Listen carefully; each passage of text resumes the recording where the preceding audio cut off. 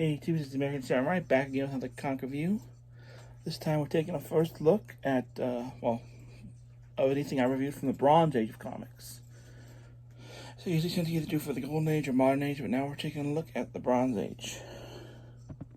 In case you guys are wondering what I'm watching, I am watching Weird US.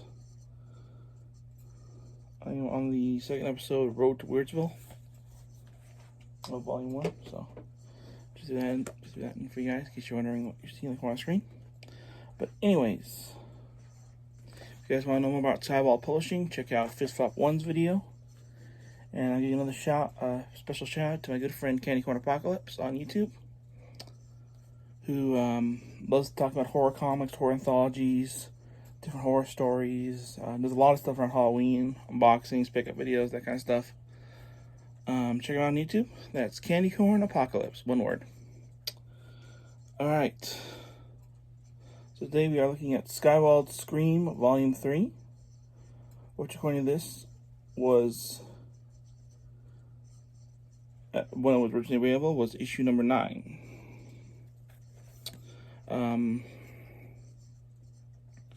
It does have some original stories in here that are ones and dones. There are some ones that are continuations.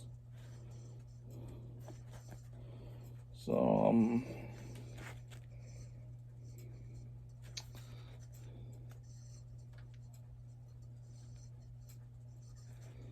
one of the characters that's prominent in here is Nosferatu,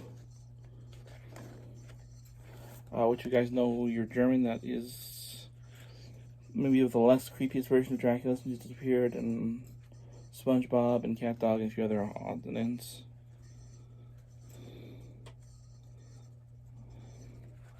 Among the continuing stories we have here is the Saga of the Victims, which in this book contains chapters 4 and 5.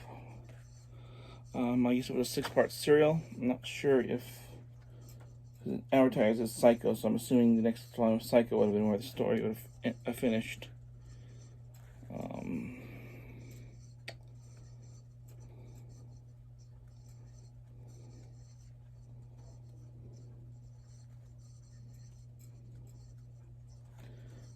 We have this one here, which is The Life of Dracula, which is another serialized story they're doing here. Then we have some, for you fans of Edgar Allan Poe, there's 2 Edgar Allan Poe adaptations in here. There's Murders in the Rue de la Morgue,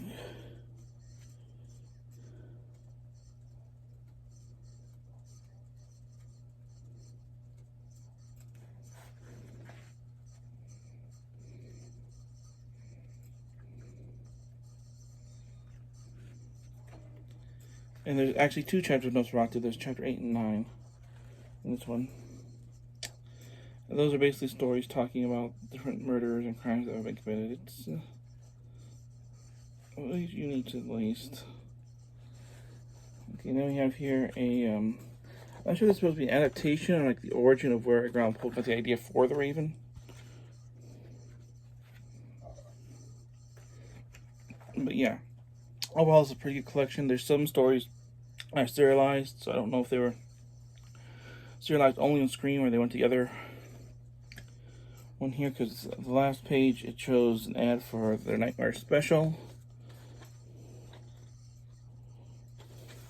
And then for the next issue of Psycho, which I'm thinking if the stories did run through everything, then that's where the Saga of the Victims ends, but I'm not sure. Over my thoughts, it was pretty good. I'm not a big horror fan. I think someone who is more of a horror fan would probably enjoy this a lot more than I did. The serialized stories are surprised. I thought it was all going to be like one and done stuff. But for what it was okay. I'd probably give this about a 3 out of 5. I think, like I said, if you're more into horror, if you're more curious what artists could do without the Comic Code Authority bumping in, then yeah, I would go ahead and check this out.